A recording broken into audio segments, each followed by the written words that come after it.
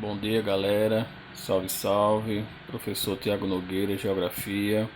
Espero que todos estejam bem. Olha só, a nossa aula de hoje nós vamos abordar o espaço rural, tá certo? Aqui na página 256 do módulo aí de vocês, tá? Então, gente, antes de mais nada, né, para a gente iniciar os estudos sobre a respeito do espaço rural, precisamos saber a forma de interação que o ser humano interage com o espaço geográfico, tá bom?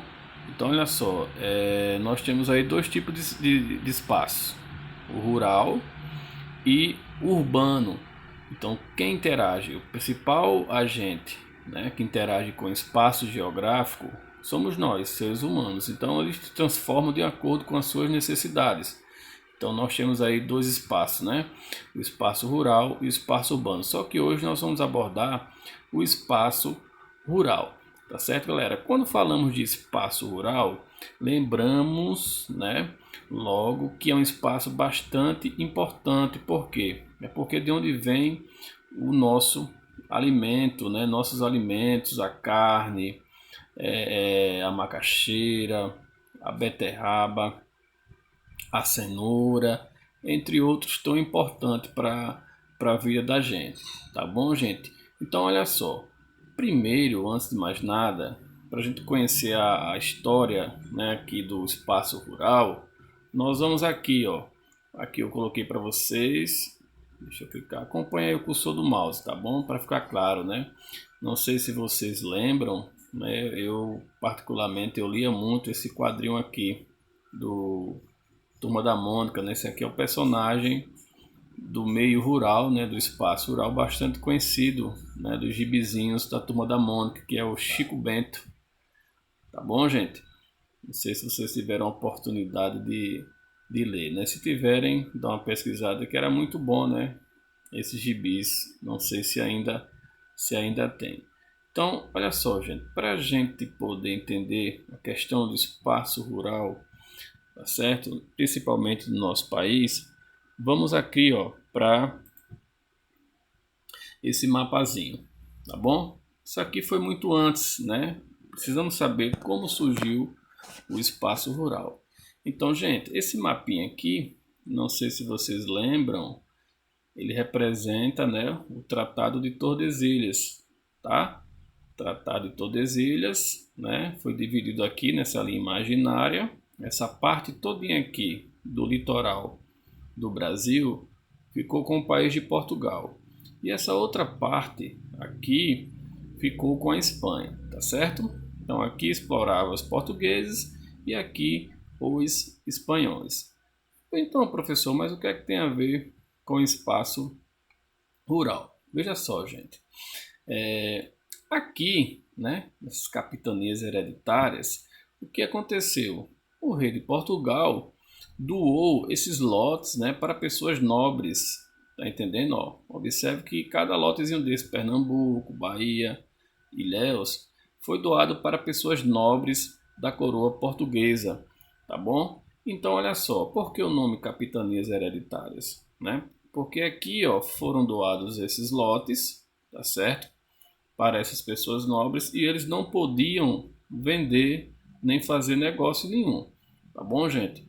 Então, eles só podiam passar para seus filhos, por isso o nome capitania hereditárias. Então, observe aqui que tudo, ó, aqui está o nosso estado, né? Como vocês sabem, Alagoas pertencia à capitania de Pernambuco, tá certo? Foi a que mais prosperou. Então, gente, olha só, aqui no litoral eles começaram a plantar a cana de açúcar, né?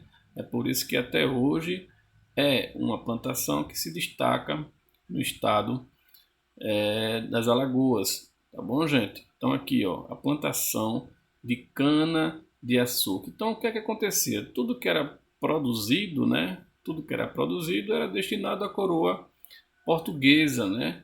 Então por isso que o Brasil sofreu um pouquinho aí para se desenvolver, porque tudo que era produzido na colônia, né, era passado para a coroa português. Então aqui, ó, eles já existiam uma atividade rural que era a cana de açúcar, gente. Olha só que interessante aqui, né? A cana de açúcar. Então, o que percebe-se aqui que aqui já iniciou uma concentração grande de terra. E olha que foi destinada só às pessoas nobres, ou seja, as pessoas que têm um poder aquisitivo muito grande, né?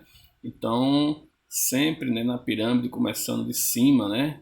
As pessoas detentoras dos poderes, né? Quantos mais ricos, e eles não podiam vender, ou a pessoa mais pobre, né, poderia adquirir esses lotes para poder plantar ou fazer algo. Isso aqui era passado para os filhos e assim sucessivamente, né, sempre privilegiando as classes dominantes. Tá bom, gente? Então, olha só. Voltando lá para o espaço rural. Presta atenção.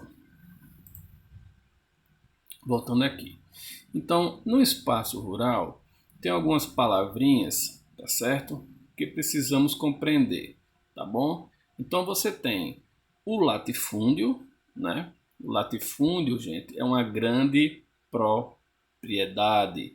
Vamos aí acima de 100 mil hectares. Eu não sei se vocês assistiram Globo Rural, um programa que passa aos domingos, né? Eu acho que agora está passando todos os dias pela manhã da Globo. Então esse programa fala muito do espaço rural, né? As plantações, enfim, todo o movimento dessa atividade, porque gera muito dinheiro, né? E como eu falei, é um espaço bastante importante, criado, modificado pelo homem, que serve para trazer o nosso alimento, né? Nosso alimento que tantos nós precisamos. Então, olha só, o latifúndio ele se refere a grandes propriedades. Essa palavrinha é muito falada, né? No globo rural, no espaço rural, ou seja, acima de 100 mil hectares. Então, aí se pergunta, professor, quanto é que vale um hectare? Então, gente, ó, um hectare, para você ter uma noção, ele corresponde a 10 mil metros quadrados, tá bom? 10 mil metros quadrados. Isso na prática, para você ter uma noção de espaço, o Maracanã, tá? Corresponde a 7 mil metros quadrados, é o seu tamanho. Então você coloca aí mais 3 mil metros que correspondam a um hectare. Então é muita terra, né? Muita terra. Outra palavrinha também, né, que se destaca aqui no espaço rural é o minifúndio, né? O próprio nome já diz. O minifúndio é uma propriedade menor. Tá certo, gente? Geralmente o minifúndio, né, toda a sua produção, ela é destinada ao mercado interno. Tá certo, gente? Então, o que é que acontece em relação ao latifúndio? Como é uma grande propriedade, acima de 100 mil hectares, tá bom?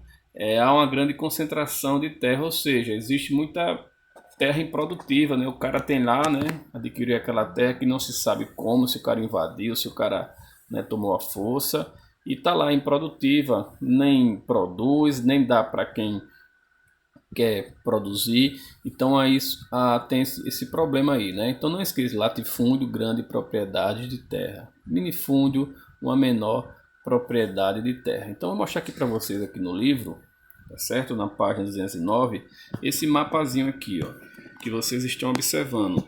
Então vê só, gente, ó, olha só. Aqui você vai ter uma noção, tá, da distribuição, né, de concentração de terra no nosso país. Então observe que o país, né, que está com a maior concentração de terra, ou o país não, desculpe, gente, a região que está com a maior concentração de terra, essa região aqui, ó, região centro-oeste, 75%. Justamente essa região é a região grande produtora de grãos, né, de soja, de cabeça de gado, pecuária, entendeu? Então aqui há uma grande concentração, né, de latifúndios, ou seja, como eu falei, latifúndio, grande propriedade de terra. Em segundo lugar vem aqui, ó, a região nordeste, né, também existe grandes latifúndios. Não sei se vocês, quando viajam né, com os pais, pega aquelas fazendas enormes, aquelas terras cercadas que não tem produção nenhuma, né?